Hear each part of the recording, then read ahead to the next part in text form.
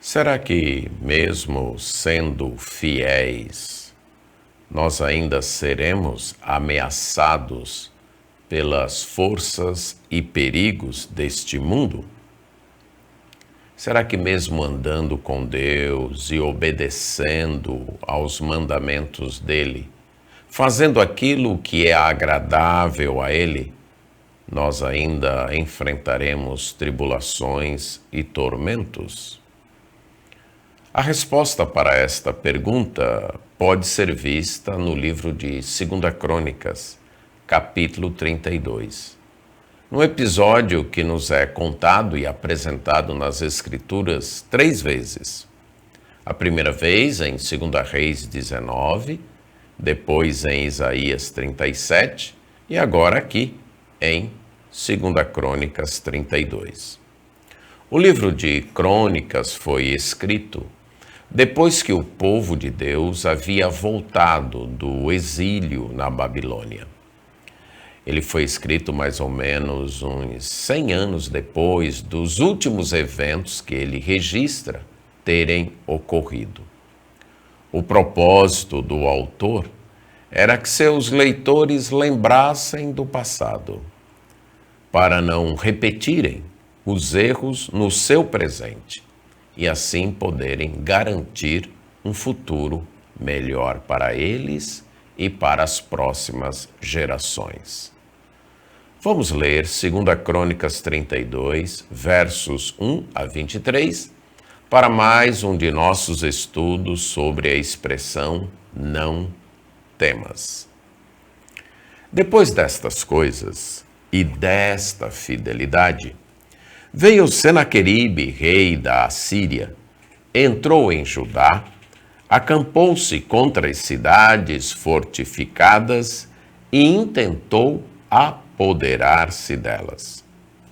Vendo, pois, Ezequias, que Senaqueribe vinha e que estava resolvido a pelejar contra Jerusalém, resolveu, de acordo com seus príncipes e os seus homens valentes, tapar as fontes de águas que havia fora da cidade, e eles o ajudaram.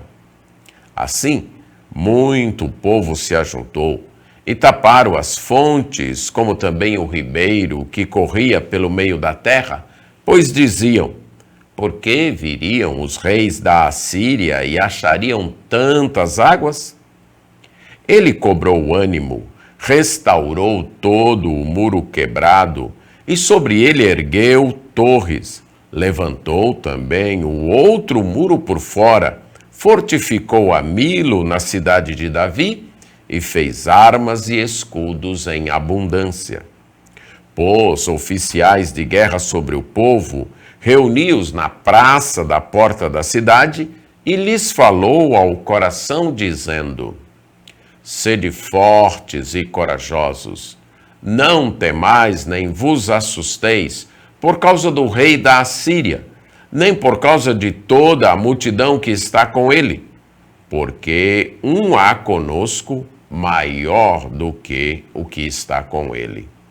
Com ele está o braço de carne, mas conosco o Senhor nosso Deus, para nos ajudar e para guerrear nossas guerras. O povo cobrou ânimo com as palavras de Ezequias, rei de Judá. Depois disto, enquanto Senaqueribe, rei da Assíria, com todo o seu exército, sitiava Laques, enviou os seus servos a Ezequias, rei de Judá, que estava em Jerusalém, dizendo: assim diz Senaqueribe, rei da Assíria: em que confiais vós para vos deixardes sitiar em Jerusalém? Acaso não vos incita Ezequias para morrerdes à fome e à sede, dizendo: o Senhor nosso Deus nos livrará das mãos do rei da Assíria? Não é Ezequias o mesmo que tirou os seus altos e os seus altares e falou a Judá e a Jerusalém, dizendo: diante de apenas um altar vos prostrareis, e sobre ele queimareis incenso?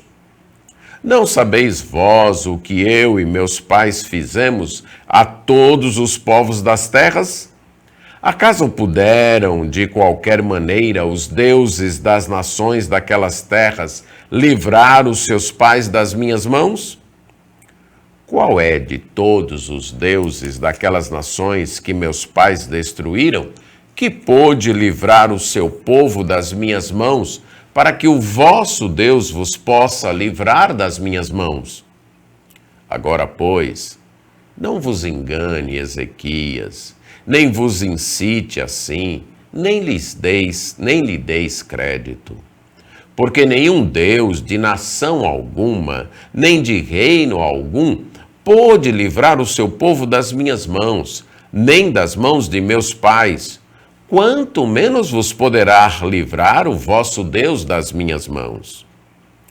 Os seus servos falaram ainda mais contra o Senhor Deus e contra Ezequias, seu servo. Senaqueribe escreveu também cartas para blasfemar do Senhor Deus de Israel e para falar contra ele, dizendo: assim como os deuses das nações de outras terras não livraram o seu povo das minhas mãos, assim também o Deus de Ezequias não livrará o seu povo das minhas mãos. Clamaram os servos em alta voz em judaico contra o povo de Jerusalém, que estava sobre o muro, para os atemorizar e os perturbar, para tomarem a cidade. Falaram do Deus de Jerusalém como dos deuses dos povos da terra, obras das mãos dos homens. Porém, o rei Ezequias e Isaías, o profeta, filho de Amós, oraram por causa disso e clamaram ao céu. Então, o Senhor enviou um anjo que destruiu todos os homens valentes, os chefes e os príncipes no arraial do rei da Assíria. E este, com o rosto coberto de vergonha, voltou para sua terra. Tendo ele entrado na casa de seu Deus, os seus próprios filhos ali o mataram à espada. Assim, livrou o Senhor a Ezequias e os moradores de Jerusalém das mãos de Senaqueribe, rei da Assíria, e das mãos de todos os inimigos, e lhes deu paz por todos os lados. Muitos traziam presentes a Jerusalém, ao Senhor, e coisas preciosas a Ezequias, rei de Judá, de modo que, depois disto, foi enaltecido à vista de todas as nações. Sim, podemos sim, mesmo sendo fiéis, podemos ainda ser ameaçados. O texto nos diz que depois de todas estas coisas e desta fidelidade. A qual fidelidade o texto se refere? Aquelas narradas especialmente nos capítulos 29 e 30, de Ezequias tendo restaurado o templo, como diz o capítulo 29, versos 2 e 3, que ele restaurou o templo do Senhor, que ele fez o que era reto, segundo o antecedente dele, o rei Davi, que ele reparou a casa de Deus, consertou o que estava quebrado e abriu o templo do Senhor para o culto. Ele também celebrou a Páscoa, fez com que a palavra de Deus fosse ensinada ali no reino de Judá. Ele agiu com tal fidelidade que contagiou todo o povo de Deus do reino de Judá, se animou em ser fiel a Deus. Mas, mesmo com esta fidelidade, ele ainda foi ameaçado. Ainda houve tribulações, problemas e adversidades. O rei Senaqueribe, que era rei da Assíria, o grande império ameaçador naquela época ali no Oriente, que havia já entrado no reino de Judá, conquistado vilas e cidades e chegado até a ter 200 mil cativos que ele levou para a Síria. O império da Assíria, inclusive, em anos anteriores, já havia conquistado o reino ao norte, o reino de Israel e também o reino de Arã. Já estava rodeando, de modo que praticamente só o reino de Judá, com a cidade de Jerusalém, ainda não haviam sido conquistados por ele. Mesmo em tempos de fidelidade, nós podemos sofrer ameaças, perigos. Funcionam como testes de fé, confirmações de nossa confiança, oportunidades para aperfeiçoamento, para melhorar o nosso aprendizado. Isaías, ou melhor, Ezequias, era um rei muito fiel. Dos descendentes de Davi, talvez ele se destacasse como um dos mais fiéis. Um daqueles que se aproximou de Deus com devoção, com amor, procurando fazer o que agradava a Deus. Mas mesmo assim, ele ainda sofreu perigos e ameaças. Vamos lembrar disso, que mesmo em tempos de fidelidade, quando andamos com Deus, quando fazemos a vontade de Deus, ainda podemos enfrentar perigos e ameaças. Ainda é tempo de ouvir Deus dizendo, não temas. Algumas vezes, nós queremos trocar nossa fidelidade com Deus por uma vida de bonanças, por uma vida sem problemas. Nós queremos servir a Deus com fidelidade na expectativa de que Ele não permita que nada de ruim, que nenhuma tribulação venha sobre nós. Mas nós devemos servir a Deus porque Ele é Deus e não em troca do que Ele tem para nos dar e não em troca de tempos de bonanças. E mesmo então, quando somos fiéis e os problemas chegam, são testes para o nosso coração. Iremos servir a Deus por Ele ser o nosso Deus? Ou iremos servir a Deus por causa das benesses que Ele nos coloca? Quando Satanás afrontou Deus a respeito de Jó, foi exatamente esta acusação que Satanás fez. Ele disse, Jó só te serve em troca das bênçãos, em troca dos favores. Se o Senhor tirar os favores que o Senhor lhe dá, se o Senhor parar de abençoá-lo, o Senhor vai ver que ele não vai te servir mais, que ele não será mais fiel a ti. E Deus, para provar para Satanás que isto não era verdade, retirou as bênçãos que ele dava a Jó. E Jó continuou sendo fiel. A mesma coisa aconteceu aqui com o rei Ezequias, em menor escala, é verdade. Ele e o povo estavam sendo fiéis a Deus, e Deus permitiu que eles fossem atacados, e mesmo assim, eles permaneceram fiéis. Que seja esta verdade também em nosso coração. Mas eu quero destacar uma outra verdade aqui, que quando ameaçados, nós devemos empreender atitudes de defesa. Quando o rei Ezequias foi ameaçado, quando ele viu então que o rei Senaqueribe vinha com o seu exército para tomar Jerusalém, ele se antecipou e tomou medidas de defesa. Atitudes, então, que mostravam que ele estava alerta, que ele estava vigilante. Nós devemos estar espertos quanto às táticas e às estratégias do inimigo. Ezequias estava alerta. Ele percebeu antes do ataque que Senaqueribe vinha atacá-lo. Então ele pôde se preparar. Nós temos que agir assim também. Devemos estar vigilantes, como nos é dito em 1 Pedro 5,8. Devemos estar alertas.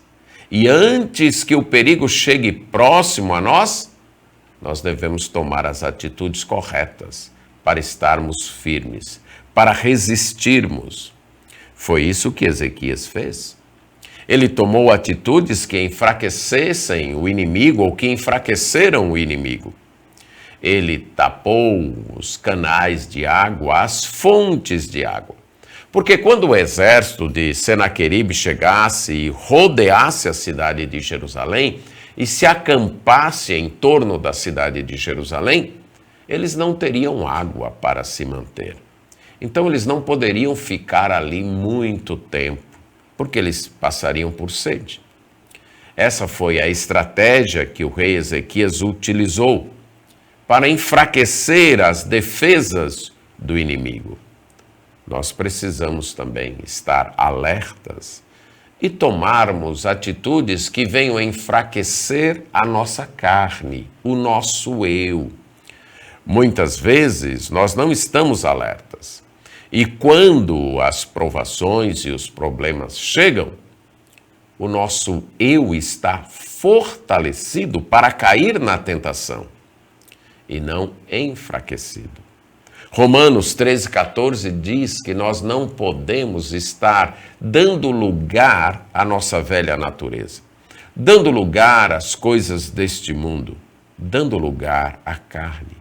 Não dispor a carne para as suas paixões. Precisamos tomar atitudes que enfraqueçam o pecado em nossa vida, que enfraqueçam as tentações em nossa vida, que minem as fontes que alimentam as tentações. Aquelas coisas que você se dispõe a assistir, a ouvir, a conversar, a ler, a pensar, e que são pecaminosas, que vão te induzir, te levar ao pecado. Estas coisas precisam ser tapadas, precisam ter suas fontes secadas, para que o pecado, o nosso inimigo, não seja alimentado. Mas Ezequias também tomou atitudes que fortaleceram as defesas de Jerusalém. Ele, então, construiu os muros que estavam derrubados, ele fez novas muralhas, construiu novos muros ali para fortalecer a cidade de Jerusalém. Além de uma atitude de alerta, de uma atitude que enfraqueça o pecado, nós temos que tomar atitudes que nos fortaleçam, que fortaleçam a nossa vida com Deus. Como diz Efésios capítulo 6, 10 a 12, precisamos tomar a armadura de Deus para resistir no dia mau, para poder ficar firme diante das batalhas. Atitudes de ler e se alimentar com a palavra de Deus, atitude de orar, atitude de estar envolvido com uma igreja onde eu possa ser cuidado e fortalecido. Precisamos, quando ameaçados, tomar estas atitudes. Mas também atitudes que fortaleçam o nosso ânimo. Diz aqui que o rei Ezequias cobrou o ânimo, isto é, procurou ficar animado. Havia um perigo, havia uma ameaça, mas ele não desanimou. Ele procurou ter força, ter ânimo. Ele não deixou-se temer nem ficar alarmado. E ele chamou o povo para isso também. Ele reuniu o povo, reuniu os seus príncipes, os seus líderes, reuniu também os seus generais, os seus homens de guerra. E ali numa praça, então, ele falou ao povo, dizendo: vamos ser fortes, vamos ser corajosos, não precisamos ter medo. Não precisamos ficar assustados por causa aí do rei da Assíria, nem por causa dessa grande multidão, desse grande exército que está vindo com ele. Por quê? Porque o que está conosco é maior do que o que está com ele. É assim que nós cobramos ânimo, isto é assim que nós ficamos animados. É assim que nós não ficamos assustados nem temerosos, reconhecendo que há um Deus todo-poderoso, um Deus soberano juntamente conosco, olhando para o invisível, para este Deus, e sabendo que esse Deus está conosco, reconhecendo que do lado do inimigo está o braço da carne, está o braço humano, apenas a força do homem. Mas com o povo de Deus está o Senhor nosso Deus para nos ajudar e para guerrear nossas guerras. É preciso ter atitudes que nos animem diante das provações, das tentações e das ameaças. Ao invés de ficar para baixo, ao invés de deixar-se abater, ao invés do nosso coração ficar pequenino, precisamos reconhecer quem está conosco e assim ficarmos animados. E é dito que o povo ficou animado com estas palavras. Vamos lembrar, mesmo em tempos de fidelidade, nós podemos ser ameaçados. Mas quando formos ameaçados, precisamos ter atitudes que façam frente a esta ameaça. Atitudes de alerta, de vigilância, atitudes que enfraqueçam o pecado, atitudes que fortaleçam nossa vida com Deus e atitudes que nos animem, que nos deem ânimo, coragem, que joguem o medo e o susto para longe.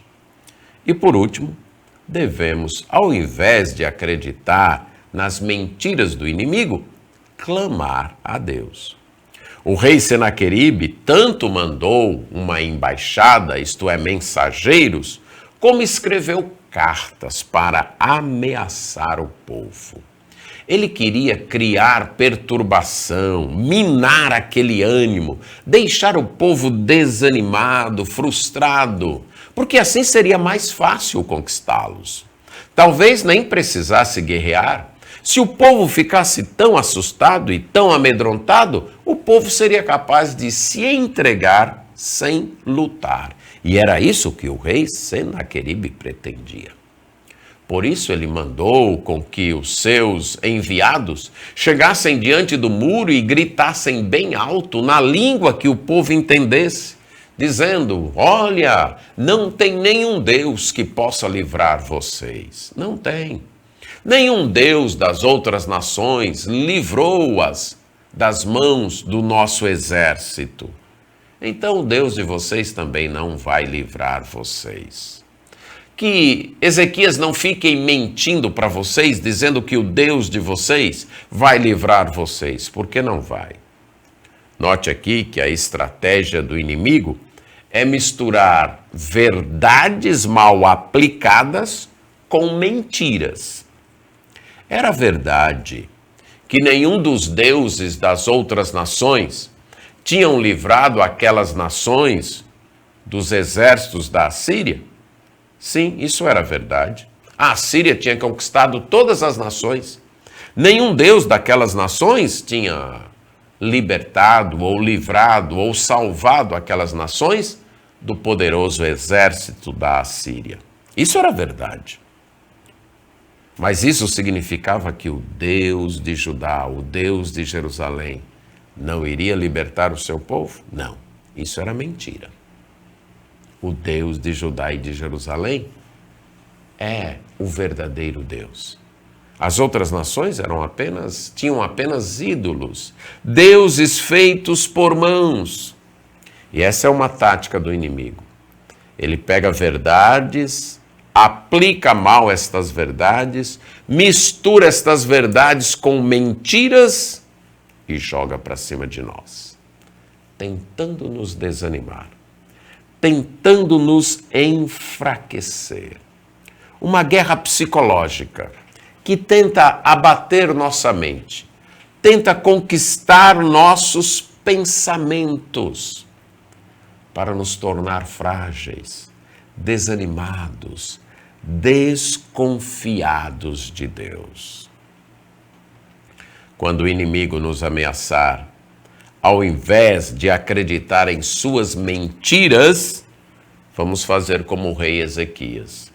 Ele procura o profeta de Deus, na época Isaías, e ambos oram, e ambos buscam a Deus, e ambos clamam a Deus.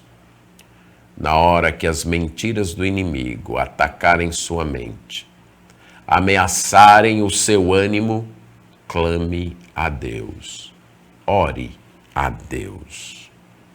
E o rei Ezequias então clama a Deus, orou a Deus, reconheceu que Deus era o verdadeiro Deus, que os deuses das outras nações nada podiam fazer mesmo, porque não eram deuses, mas o Senhor era o Deus verdadeiro. E qual foi o resultado? Livramento. Deus livrou. O rei Senaqueribe teve que fugir envergonhado. Deus lutou pelo seu povo. Deus enviou um anjo que destruiu o exército da Assíria. O povo de Jerusalém nem precisou lutar. Deus lutou por eles. Sim, mesmo em épocas de dificuldades, nós podemos enfrentar ameaças, afrontas e perigos. Nós devemos encarar as ameaças, os perigos, as turbulências como normais na vida do cristão. O próprio Senhor Jesus disse: no mundo tereis aflições. Mas em meio a essas turbulências e problemas da vida, devemos ouvir o não temas de Deus. Devemos tomar as atitudes corretas, de estarmos preparados, de enfraquecermos o pecado, de fortalecermos nossa alma na comunhão com Deus e de estarmos sempre animados, confiando em Deus. E precisamos deixar de lado as mentiras do inimigo e confiar nas promessas de Deus. Confiar em Deus nos dizendo: não tenha medo. Eu sou maior do que qualquer ameaça. Eu sou maior do que qualquer perigo. Os perigos só têm os recursos humanos, mas você tem a mim, que estou lutando por você. Portanto, não tenha medo. Amém.